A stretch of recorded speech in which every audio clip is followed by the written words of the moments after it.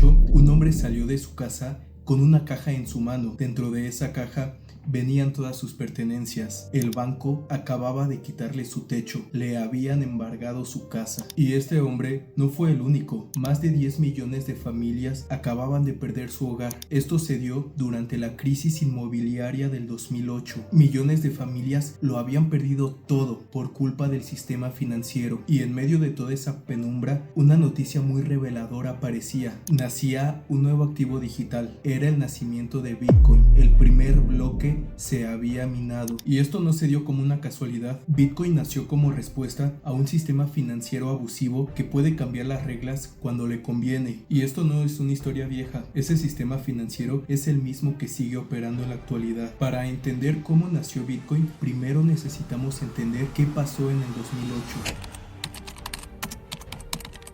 Durante algunos años, los bancos de Estados Unidos comenzaron a ofrecer hipotecas a perfiles de alto riesgo. Les daban créditos a personas que no tenían ingresos reales, que no tenían buen historial crediticio y sobre todo que no tenían ninguna garantía de pago. A esto se le conoció como subprimes. Pero aquí viene lo peligroso. Estos préstamos no se quedaban en el banco, se empaquetaban y se comercializaban como productos financieros. Se los vendían a inversionistas con la etiqueta de una inversión segura. Todo mundo comenzó a comprar este tipo de inversión ya que parecía oro. Pensaban que si una persona no podía pagar su hipoteca, simplemente le quitaban la casa y la daban a otra persona que sí pudiera pagarla. Pero todo esto fue dinamita pura. Mientras más personas pedían estas hipotecas, más empezaba a subir el valor de las casas. Y las personas, al ver que el precio de las casas estaba comenzando a subir, más personas querían subirse al tren y querían empezar a comprar casas. Esto era FOMO en su totalidad. Pero cuando millones de personas no podían pagar esas deudas hipotecarias, el banco comenzó a quitarle su techo. Cuando se infló la burbuja y finalmente terminó estallando, se hizo evidente que esos activos hipotecarios estaban llenos de deudas impagables. Los inversionistas comenzaron a entrar en pánico y Lehman Brothers, que era un banco colosal, entró en quiebra en 2008. El mercado de valores perdió toda la confianza y el S&P 500 cayó más de 50% desde su punto más alto. El crédito se había congelado. Los bancos dejaron de prestarse dinero entre ellos mismos y cuando el crédito se congela, la economía se paraliza. Y así es como empezó la recesión económica.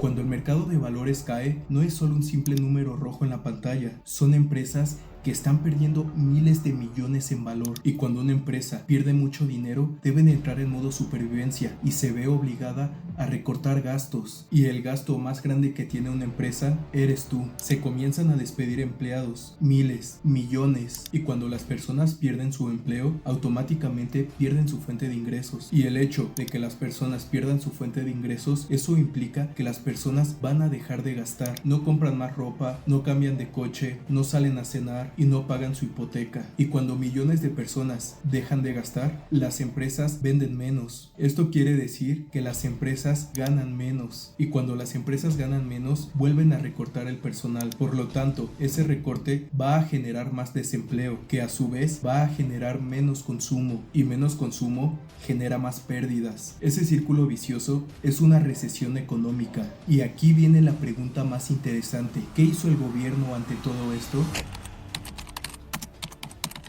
El gobierno decidió rescatar a los culpables que crearon este problema, rescató a los bancos. Estados Unidos creó un fondo de aproximadamente $7,000 millones. Esto lo hizo para comprar activos tóxicos de los bancos, para inyectar capital y para evitar que el sistema hipotecario colapsara por completo. Además de todo esto, la Reserva Federal hizo algo histórico, decidió bajar las tasas casi a cero. ¿Pero qué significa todo esto? Imaginemos a Carlos. Carlos tiene un crédito. En ese crédito paga 10,000 pesos de capital cada mes y 5,000 pesos de intereses. En total paga cada mes 15,000 pesos. Entonces, la Reserva Federal decide bajar las tasas casi a cero. Esto va a implicar que el crédito de Carlos ya no va a costar 5,000 pesos de interés cada mes. Ahora únicamente va a pagar 1,000 pesos de interés cada mes, por lo que le van a sobrar 4,000 pesos extra, sin cambiar de trabajo, sin trabajar más, solo porque el Banco Central bajó una tasa. ¿Y qué hace Carlos? Al tener más dinero disponible, Carlos sale a cenar, cambia de celular, se compra ropa, arregla su casa, y ahora esto multiplícalo por millones de personas, millones de Carlos con más dinero disponible. Cuando millones de personas empiezan a gastar más, las empresas empiezan a vender más. Esto se traduce en mayores ganancias para las empresas, y cuando las empresas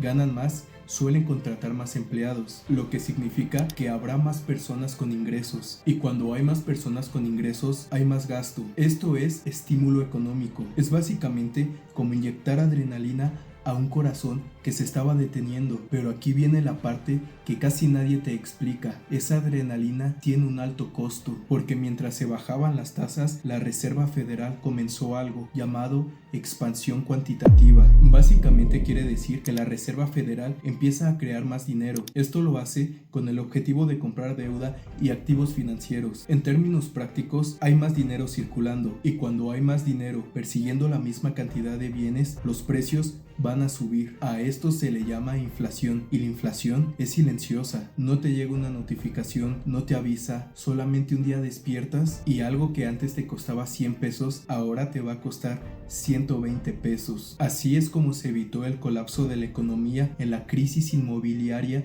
del 2008. Se evitó un colapso total, pero el precio fue imprimir dinero de forma desmedida. El balance de la Reserva Federal pasó de menos de $1 billón a más de $4 billones en muy poco tiempo. Fue el rescate financiero más importante de la historia. Pero aquí viene el punto más interesante de todo esto. Los bancos tomaron riesgo, colapsaron el sistema financiero y fueron rescatados. Las personas que perdieron su empleo, no. Las familias que acababan de perder su casa no fueron rescatadas al mismo nivel. El sistema financiero se había salvado, pero el ciudadano había perdido su empleo, había perdido su hogar, y además pagó un alto precio, el precio de una gran inflación futura. Y en medio de todo esto, un documento acababa de salir. No prometía rescates, no prometía imprimir, pero prometía algo más valioso: reglas fijas. Bitcoin acababa de nacer en ese contexto, no como una moda tecnológica, sino como respuesta a un sistema financiero totalmente corrompido. Así que ahora veremos la naturaleza de Bitcoin contra la naturaleza del dinero fiduciario, que es el dinero que utilizamos día a día. ¿Cuál es el mayor problema del dinero fiat? Antes, el dinero estaba respaldado por oro, a lo que se le conocía el patrón oro. Básicamente, tus billetes estaban respaldados por oro para poder proteger su valor. Con los años, esto se rompió porque se empezó a imprimir más dinero del que puede ser respaldado por oro, abriendo la puerta a la impresión desmedida de dólares y a la inflación ilimitada. Después de esto, el dólar estaba ligado al petróleo, lo que se le conocía como el petrodólar. Estados Unidos había pactado con Arabia Saudita que todo el petróleo debía comercializarse en dólares. Esto aseguraba la hegemonía del dólar. El dólar se acababa de convertir en la sangre de la economía global, porque todos necesitaban de esta divisa para poder comercializar petróleo. Pero ha habido países que han tratado de desafiar la hegemonía del dólar, tratando de comercializar el petróleo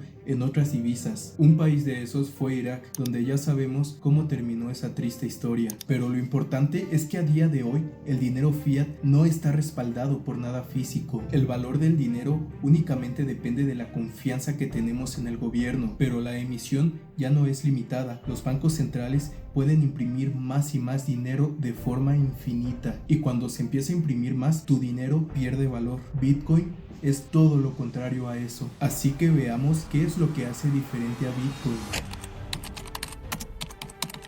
En primer lugar, solamente van a existir 21 millones de tokens, no habrá más, no se puede imprimir más. Es un activo sumamente escaso y muy limitado. Además, Bitcoin no depende de ningún banco central, tampoco depende de ningún gobierno, ninguna entidad lo puede manipular. Bitcoin es totalmente descentralizado. Y otro punto valioso es que ninguna autoridad puede controlar tu Bitcoin. No necesita permiso. Mientras el dinero fiat se expande, Bitcoin es matemáticamente escaso. Y en economía, lo que es escaso va a tender a apreciarse cuando exista la demanda. Así que ahora vamos a ver una comparativa con números reales.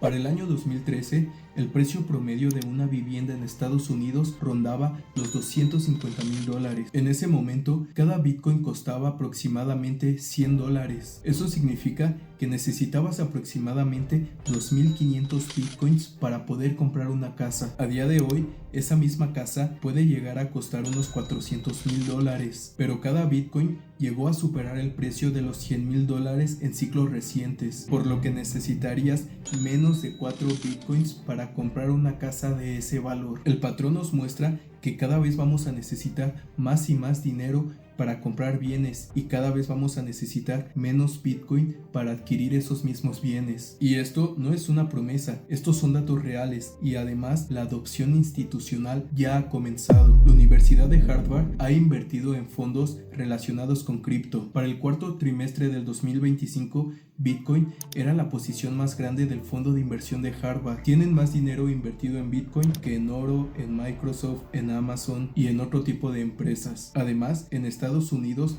se han propuesto reservas estratégicas en Bitcoin. El Salvador convirtió a Bitcoin en moneda de curso legal. La familia Trump tiene un fondo de inversión donde recaudó más de $2.5 billones para poder comprar Bitcoin. Empresas públicas lo están empezando a adquirir en sus balances. Bitcoin ya entró al sistema financiero y aquí viene una verdad sumamente impactante. Bitcoin es lo único que realmente te puede pertenecer. El día que sea, el gobierno puede quitarte absolutamente todo lo que tienes. Tu cuenta bancaria puede congelarse, tu casa puede ser embargada y tus inversiones pueden ser bloqueadas. Pero Bitcoin es lo único que ningún gobierno te va a poder quitar, ya que es una moneda totalmente descentralizada. Esta moneda está protegida por criptografía, por una red global y un consenso descentralizado. En el año 2008, el sistema financiero mostró su fragilidad y Bitcoin nació como respuesta, una alternativa que desafía a todo el sistema financiero tradicional. Y la pregunta no es si va a subir mañana, la verdadera pregunta es si quieres depender de un sistema donde se puede imprimir dinero de forma infinita o tener al menos una parte de un activo que no puede ser manipulado. Esto no se trata de miedo, se trata de entender el juego y decidir de qué lado quieres estar. Esto no es ninguna recomendación financiera, solo quiero compartir contigo la información y te exhorto a que ampliemos nuestra visión de cómo es que funciona todo este sistema financiero en el que vivimos, para que estés bien informado y así tomes las mejores decisiones para ti. Si este video te aportó valor real, quédate, ya que continuamente vas a poder ver videos de información financiera sumamente importante, información que no te enseñan en la escuela.